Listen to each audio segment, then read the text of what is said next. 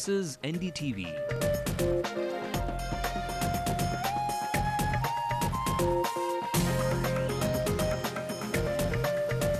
And you're watching NDTV Hindu.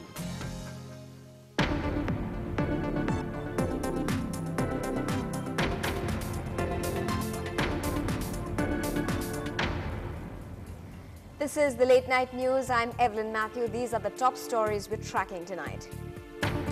Janata Party President Subramanian Swamy vows to expose loopholes in the electronic voting machines before the international media. I would like the electronic voting machines either to give a receipt like the ATM gives. Celebration or intimidation, the Chennai police warns students not to be unruly during bus day events.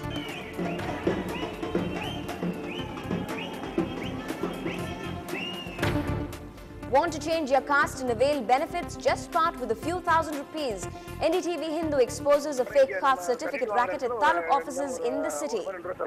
Sorry, sir. So total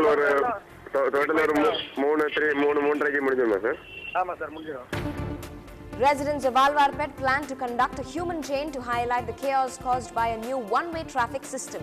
Or better still, he can come and live in our house for 2 days and then realize the agony we are going through. On World Cancer Day, special tips to fight the disease. It cannot cripple love, it cannot shatter hope, it cannot corrode faith. And Harris Gerard gives NDTV Hindu an exclusive sneak peek of his tribute to Karunanidhi.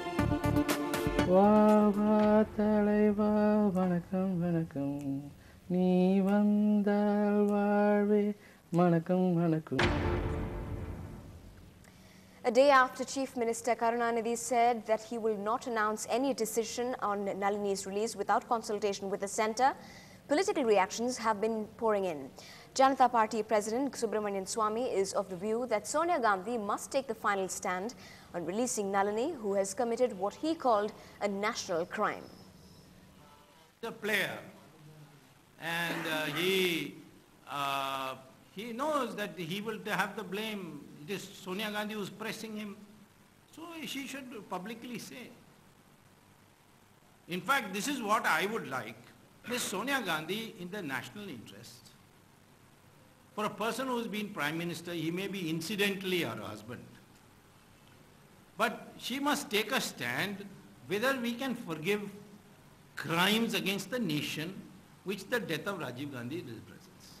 Well, Dr. Subramanian Swamy is making news in many quarters after giving his reactions on the Nalini release case. Dr. Swamy has now said that he will expose loopholes in electronic voting machines in front of the international media.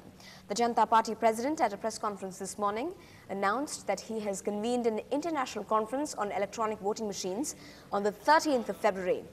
Around 35 experts from India, Germany, Netherlands and the United States of America will be attending this conference to review the international experience with EVMs, their tamperability and the lack of transparency in the polling of votes. Dr. Subramanian Swamy also spoke to us over the phone line earlier in the day. I think, you see, I didn't contest this election this time because in 2004, I was considered as a sure winner. And then when the results came out, I found that about 500 of my polling booths out of 1,500 had less than 3 votes. And that's impossible because in each booth I had 5 workers and there was so much enthusiasm and I should have really got at least 25 votes per booth instead of getting 0, 1, 2, 3. And so that prima facie made me start investigating. Then I found a lot of experts abroad, professors in Stanford and MIT and so on, who said, of course, the electronic voting machines can be manipulated.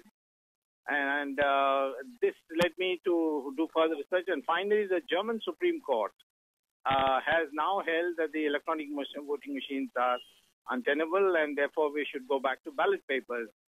And Japan, which is in the forefront of electronics, they say, no, we will never use electronic voting machines. United States, the majority of the states now require a paper receipt like you get from ATM. So I went to the Delhi High Court and unlike others who got their petitions dismissed, mine the court admitted and issued notice to the Election Commission. And my stand is this. if you want credibility for the voting procedure, then either the electronic voting machine should give a receipt, and if you are not in a position to provide a receipt, then I would suggest that we go back to the ballot paper system. That is it, and I have assembled all the experts who are coming for a conference in Chennai on 13th February. In news from the city, the residents of Abhiramapuram are up in arms against the new one-way system enforced at 4 main intersections in the area. But the traffic police want motorists to become familiar with the new one-way routes before fines are enforced for violations.